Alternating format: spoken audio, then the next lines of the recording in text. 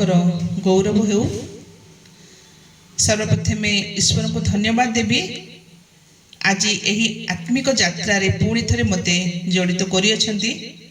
आसंतु गोटे संक्षिप्त प्रसंग को नहीं ध्यान करवा। प्रसंगटी है परिस्थिति ठारू उठी आसंतु, परिस्थिति ठारू उठी आसंतु। पवित्र बाइबल ठारू गोटे वाक्य को देखिबा जहाँ लिखा जाए प्रथम सामुएल 1 पर्व 18 पद। तहु से कहला तुम्भ दासी तुम्भ दृष्टि रे अनुग्रह प्राप्त हो।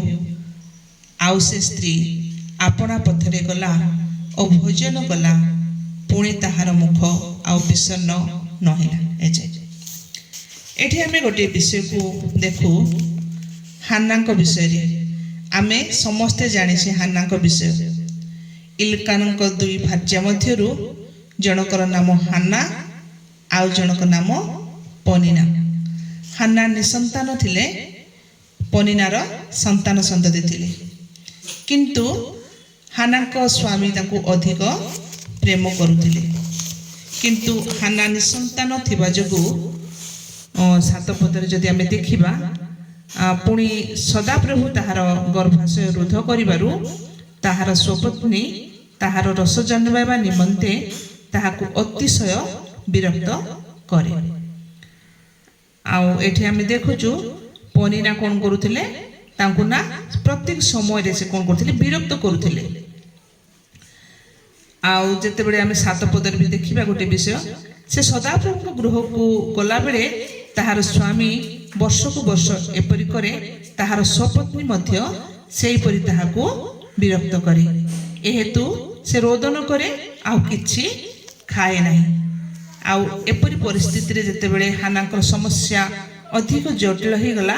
आउ सेते बेले इल्काना तांकु कोन कहउछंती, आउ से कोन कहउछंती 8 पदरे जदि आमे देखिबा आउ एथिरे ताहार स्वामी इल्काना ताहाकु कहिला हान्ना काहे कि रोदन करूछ, काहे कि खाउ ना हो, काहे कि तुम्भ मन रे दुखित होउछि, मु कि 10 पुत्र ठारू तुम प्रति उत्तम नुहे। एही रूपे एक समय से शिलोरे भोजन पान समाप्त कला उतारे हान्ना उठिला। से समय एली याजक सदाप्रभु मंदिर द्वार बंध निकट रे आपण आसन रे बसिथिले। पुणी हान्ना तिक्त मना होई सदाप्रभु निकट रे प्रार्थना करू करू अतिशय रोदन कला। एठी आमे देखुचु हान्नाकर परिस्थिति जेते बेले अधिक रु अधिक जटिल हैला। आउ से जेते बेले तांको जीवन रे गोटे तिक्त मन बा विरक्तिर मन आसीगला। आउ से समय से कौन करुछंती ना से सदाप्रभु को मंदिर द्वार बंध निकटस्थ से जाउछंती। आ प्रभु को ठारे से कौन करुछंती निजर वेदना को से ढाळुछंती। आउ से कौन करुछंती प्रार्थना करुछंती। 11 पदरे जदि आमे देखिबा पुणी से एक मानत मनासी कहिला हे सैन्याधिपति सदाप्रभु जेबे तुम्हें अपना दासीर दुख प्रति नितांत दृष्टिपात करिब मते स्मरण करी अपना दासी की पासरिब नाही, मात्र अपना दासी की गोटे पुत्र पुरुष संतान देव, तेबे मु ताहार जाव जीवन ताहाकु सदाप्रभु को उद्देश्य दान करिबी और ताहार मस्तक रे क्षीर लागिब नाही। आ से कोन करूची गोटे मानत मनासी कोन करूची प्रार्थना करूची। एही रूपे से सदाप्रभु साक्षात रे प्रार्थना करुवा समय एली ताहाकु मुख को अनाइले। से समय हान्ना अपना मने मने कथा कहूथिला, केवल तार अष्ट खोलुथिला मात्र ताहार रोग सुना जाउ नथिला। तेणु से मत होइथिबो बोली एली विचार कले। तहेने एली ताहाकु कहिले तुमे केते काल मत होइथिबो, तुम द्राक्षा रस तुम ठारू दूर करो।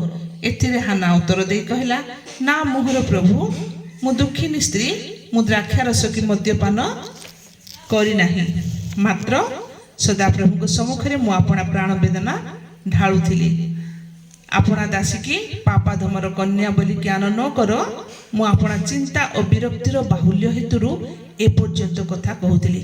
एठी आमे देखुचु आउ से अपना चिंता और विरक्तिर बाहुल्य हेतुरु से कोन करथिला ना प्रभु सहित से कथा कहूथिले। आमे जेते बेले कौन से विषय रे चिंता करिबा बा विरक्ति करिबा आमे कोन करिबा अपर पक्षरे से विषय को आमे ढाळी देबा। किंतु हान्ना एठी कोन करूछंती से परिस्थिति ठारू उठी आसीबा पाई से प्रभु को पाखरे अपना ଚିନ୍ତା ଓ ବିରକ୍ତିକୁ ସେ ଢାଳୁଛନ୍ତି।